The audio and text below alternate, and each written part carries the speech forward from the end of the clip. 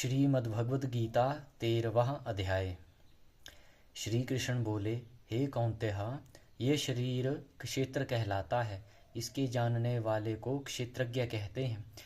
इस संपूर्ण क्षेत्र में क्षेत्रज्ञ मुझे ही जान।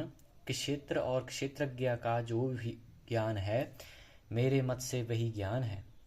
यह क्षेत्र कैसे रूप का है, उसमें कौन कौन विकार है, उसकी उत्पत्ति किस प्रकार से हुई और क्षेत्र का क्या प्रभाव है, इत्यादि बातों को संक्षेप में कहता हूँ, सुनो। अनेक ऋषियों ने अनेक प्रकार के छद्रों में इसको बताया है। वेदों ने भी पृथक पृथक वर्णन किया है और हित वाले ब्रह्मसूत्र में पदों में भी यह ज्ञान निश्चय किया गया है।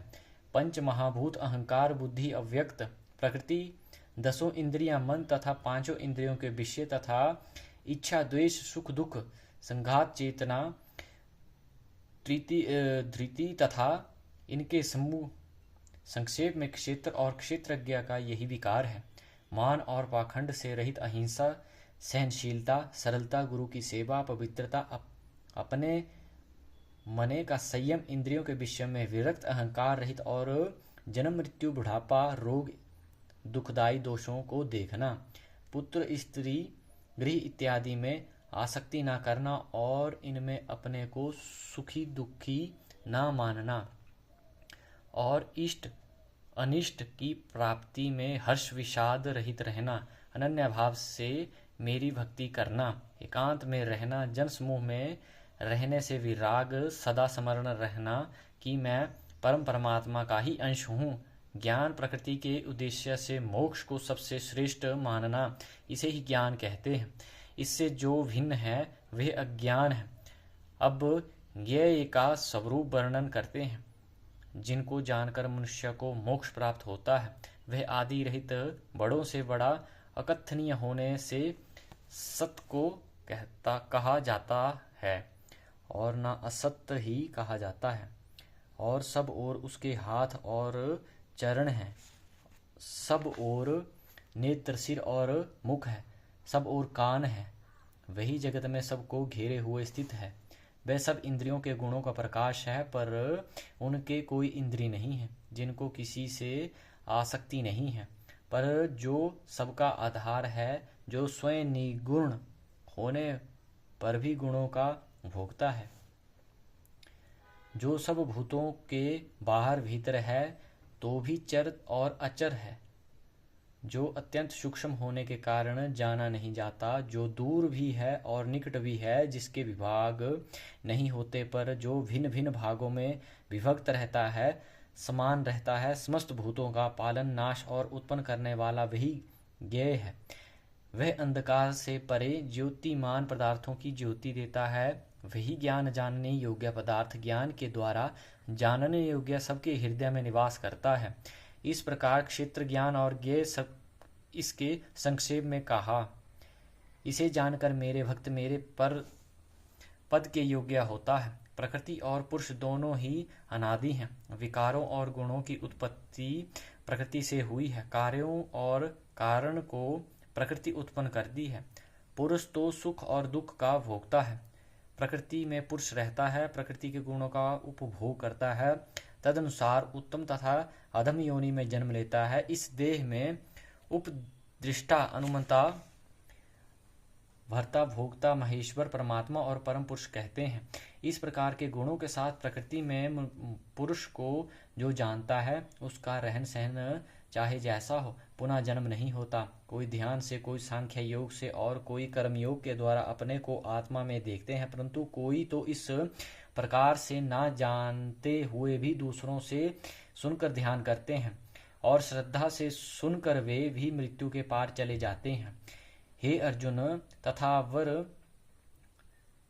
स्थावर या जंगम सब प्राणी क्षेत्र और क्षेत्रज्ञ के संयोग से होते हैं। परमेश्वर सब भूतों में समान रूप से ही है। भूतों के नष्ट होने पर भी उनका नाश नहीं होता। इस भांति जो देखता है वही देवता है।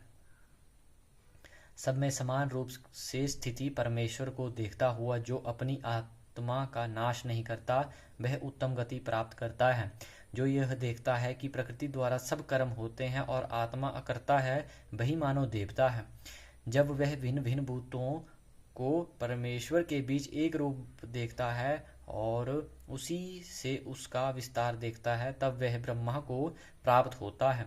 हे कौन्तेय, अनादि और निगुण होने से परमेश्वर अव्यय है। शरीर में रहता हुआ भी वह कुछ नहीं करता, ना उसमें लिप्त होता है। जैसे आकाश सर्वत्र व्याप्त होने पर भी किसी से मिलता नहीं, उसी भांति देह में सर्वत्र व्याप्त यह आत्मा भी इसमें लिप्त होता है। हे अर्जुन, जैसे एक ही सूर्य चारों लोकों में को प्रकाशवान करता है, वैसे ही क्षेम समस्त क्षेम को प्रकाशित करता है। जो लोग ज्ञान दृष्टि से क्षेत्र क्षेत्रज्ञ का भेद तथा भूतों की प्रकृति देखकर मोक्ष का उपाय जान लेते हैं, वे परम पद को पा लेते हैं। इति श्रीमद्भगवद्गीतासु निषु सुब्रह्म विद्यायोग शास्त्रे श्री कृष्ण अर्जुन संवादे क्षेत्रज्ञ विभाग योगो नाम 13वां अध्याय। 13वां अध्याय का महत्व में श्री नारायण जी बोले, हे लक्ष्मी, अब 13वें अध्याय का महत्व सुनो। दक्षिण देश में हरि नामक नगर था। वहां एक विवाहचारिणी स्त्री रहती थी। एक दिन एक पुरुष को उसने वचन दिया कि मैं अमुक स्थान में तेरे पास आऊंगी, तुम वहां चलो। वह पुरुष किसी और वन में चला गया और वह स्त्री ढूंढती ढूंढती हैरान हो गई, पर वह पुरुष ना मिला।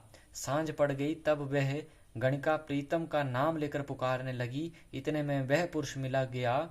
दोनों प्रसन्न होकर बैठे कि इतने में एक शेर आया और गणिका को खा लिया। तब देवदूत धर्मराज के पास गणिका को ले गए। धर्मराज ने हुक्म दिया, इसको चंडालिनी का जन्म देवो। श्री नारायण जी कहते हैं, हे लक्ष्मी, उसने गणिका की देह त्याग कर चंडालिनी की देह पाई। कई दिन पीछे वह एक दिन नर्मदा नदी के तट पर चली गई। वहां क्या देखा कि एक साधु गीता जी के 13वें अध्याय का पाठ करता है। उसने सुन लिया।